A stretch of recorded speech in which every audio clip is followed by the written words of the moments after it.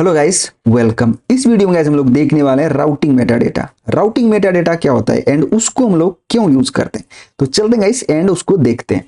तो routing metadata, ठीक है, metadata place a crucial role in enhancing SEO and improve web shareability by providing essential information about your web pages. तो जो भी आप एक तरह से ये हेल्प करते हैं, आपकी जो वेबसाइट है, आपकी जो एप्लीकेशन है, उसको एक तरह से एसईओ में हेल्प करता है कि आपका जो वेबसाइट है वो गूगल में रैंक करे। ठीक है, उसके लिए आप यहां पे यूज करते हो मेटा डेटा। ठीक है, okay. We have two way to add meta data in next. ठीक है, हमारे पास दो तरीके हैं कि मेटा डेटा हम लोग ऐड कर सकते हैं नेक्स्ट में। कैसे कैसे देखते हैं। पहला, static Meta data, statically add कर सकते हो। कैसे करते हैं वो दिखाएंगे एग्जांपल से। ठीक है, दूसरा डायनामिक। पहला स्टैटिक, दूसरा डायनामिक। स्टैटिक किस तरह से, देखो स्टैटिक कुछ इस तरह से कि आप यहां पे क्या कर सकते हो, export const Meta data and उसका टाइप बता के यहां पे कुछ टाइटल डिस्क्रिप्शन कुछ इस तरह से आपको ये एक्सपोर्ट करना पड़ेगा एंड इसी को बोलते हैं हम लोग स्टैटिक मेटा डेटा। ठीक है, इसी को बोलते हैं हम लोग यहाँ पे क्या, स्टैटिक मेटा डेटा।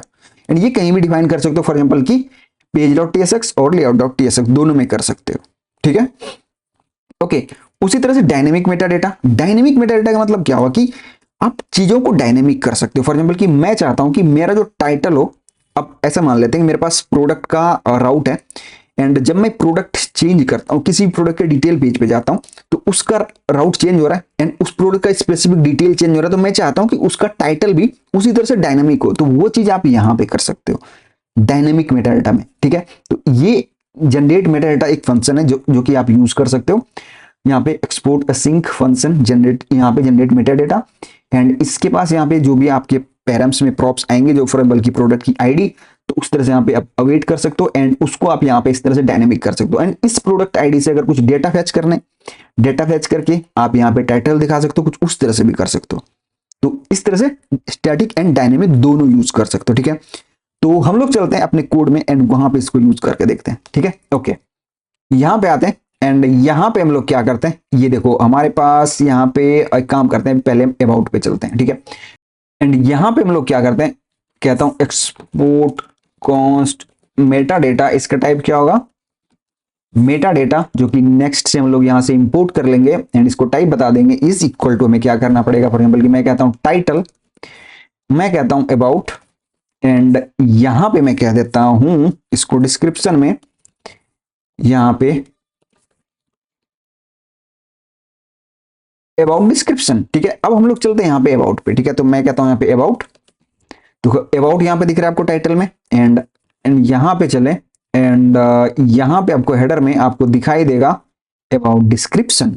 ठीक है, अगर मैं कॉन्टेक्ट पे जाऊंगा, ठीक है, यहाँ पे लिखूं कॉन्टेक्ट, तो आपको कॉन्टेक्ट पे ये चीज सेम नहीं दिखेगी। कॉन्टेक्ट पे कौन सा वाला दिखेगा आपको, जो लेआउट के अंदर है, लेआउट में यहाँ पे।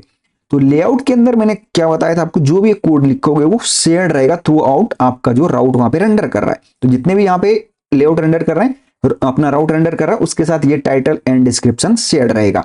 अगर आप कुछ भी डिफाइन नहीं कर दो कहीं पे, फॉर एग्जाम्पल कि मैंने अबाउट में किया था, तो अबाउट में ये ले रहा है, लेकिन अबाउट के अलावा मैंने कहीं और नहीं किया था, तो वो कौन सा ले रहा है, वो लेआउट वाला ले रहा है। ठीक है, तो देखो मैं कॉन्टेक्ट पे हूं तो कौन सा ले रहा है, लेआउट वाला, लेकिन मैं अगर अबाउट पे जाऊंगा तो हमारा कौन सा लेगा, ये वाला जो हमने यहां पे डिफाइन किया था। तो इस तरह से आप मेटा डेटा यहां पे स्टैटिक मेटा डेटा डिफाइन कर सकते हो। अब डायनेमिक देख लेते हैं। ठीक है, ओके। तो डायनेमिक के लिए हमने क्या किया था गाइस, यहां पे हमने ये प्रोडक्ट वाले पे चलते हैं। ठीक है, एक काम करते हैं, यहां पे आते हैं। अब हम लोग यहां पे क्या करते हैं, मैं कहता हूं एक्सपोर्ट, यहां पे नहीं, एक काम करते हैं हम लोग इसको हटाते हैं। ठीक है, क्योंकि हमारे पास कहां पे आ रहा है, यहां पे आ रहा है। ठीक है, जो आईडी आ रहा है डायनेमिक आईडी यहां पे आ रहा है। ठीक है, तो हमें यहां पे चाहिए होगा, तो मैं यहां पे कहता हूं एक्सपोर्ट असिंक फंक्शन एंड मेरे पास कौन सा, जनरेट मेटा डेटा। ठीक है, ये एक फंक्शन रहेगा। हम एक काम करते हैं, ये जो हमारा प्रॉप्स है इसको एक काम करते हैं, मैं कहता हूं इसको यहाँ पे, यहाँ पे। ठीक है, एंड अब मैं इसको यहां भी यूज कर सकता हूं। ठीक है, इसकी जरूरत नहीं है तो यहां पे यूज कर लिया एंड अब मैं यहां पे भी इस प्रॉप्स को यूज कर सकता हूं। तो मैं कहता हूं यहाँ पे क्या आएगा हमारे पास, यहाँ पे आएगा पैरम्स। ठीक है, एंड पैरम्स का मैं टाइप बता सकता हूं, इसको क्या होगा हमारे पास, ये वाला प्रॉप्स। करेक्ट, करेक्ट है। ठीक है, अब यहां से मैं इसको क्या कह सकता हूं, देखो अब मैं यहां पे कह सकता हूं कॉन्स्ट आईडी, क्या आएगा हमारे पास, ये वाला प्रोडक्ट आईडी। सेम ही चीज आप वहां भी कर सकते हो, तो मैं कहता हूं product ID is equal to await params dot product ID. And अब यहां पे मैं कहूंगा रिटर्न, क्या क्या रिटर्न करना पड़ेगा मुझे, यहां से एक ऑब्जेक्ट रिटर्न करना पड़ेगा, उसके अंदर टाइटल, टाइटल एंड टाइटल को मैं डायनामिक कैसे कर सकता हूं, तो मैं इसके अंदर कहता हूं प्रोडक्ट एंड जो भी नाम आएगा फॉर एग्जांपल आईडी आएगा, तो मैं ये वाला आईडी डाल देता हूं इसके अंदर, ठीक है। एंड यहां पे क्या आएगा हमारे पास, डिस्क्रिप्शन, डिस्क्रिप्शन में प्रोडक्ट डिस्क्रिप्शन कह देता हूं मैं, ठीक है। एंड हमने यहाँ पे कुछ मिस किया है, आई थिंक मुझे टाइप बताना पड़ेगा, तो मैं कहता हूं इसका टाइप क्या होगा, इस प्रॉमिस। एंड इसके अंदर हमारे पास क्या किस टाइप का प्रॉमिस होगा, मेटा डेटा, ठीक है। ये मेटा डेटा कब फ्रॉम नेक्स्ट जीएस, ठीक है, परफेक्ट है। एंड अब हमने यहाँ पे हमने ये मिस किया हुआ, ठीक है, इसको नहीं चाहिए यहाँ पे ये वाला। एंड आई थिंक हमने परफेक्ट, ये देखो यहाँ पे हमने मिस किया हुआ, ठीक है, हमने ये मिस किया हुआ है, तो मैं इसको कह देता हूं क्लोज एंड परफेक्ट, वो गलत हमने किया, यहाँ पे करते हैं, ठीक है। तो ये है मेरा प्रॉप्स एंड इसके अंदर इसका ये टाइप है। एंड आई थिंक हमने यहाँ पे इसको क्लोज नहीं किया, अब परफेक्ट है ये, ठीक है। तो चलते हैं एक बार प्रोडक्ट डिटेल वाले पेज पे एंड इसको देखते हैं ये कैसे काम कर रहा है। तो यहाँ पे आते हैं एंड मैं कहता हूं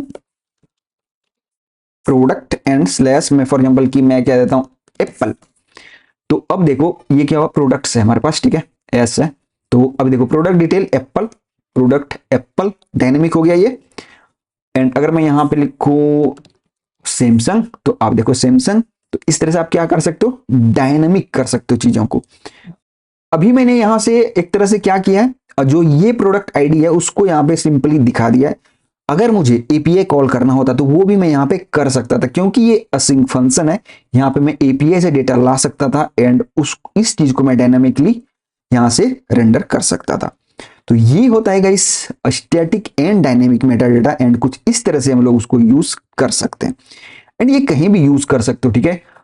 इस पर्टिकुलर प्रोडक्ट के लिए मैंने यूज किया, ये आप कहीं भी कर सकते हो, ब्लॉग के लिए यूज कर सकते हो, अपने ये जो लेआउट है यहां पे इसको अगर डायनेमिक करना है तो वो भी आप कर सकते हो, ठीक है। लेकिन एक चीज आप याद रखना कि जो आप लेआउट में डिफाइन करोगे वो थ्रू आउट आपके जो राउट होंगे वो शेयर्ड होंगे, अगर आपने यहां पे कुछ इस तरह से डिफाइन नहीं किया है तो, ठीक है। जैसे कि मैंने अबाउट में डिफाइन किया है एंड और किसी में डिफाइन नहीं किया, तो वो कहां से लेगा मेटा डेटा, वो लेआउट से लेगा, ठीक है। तो ये होता है गाइस यहाँ पे Meta data in next JS.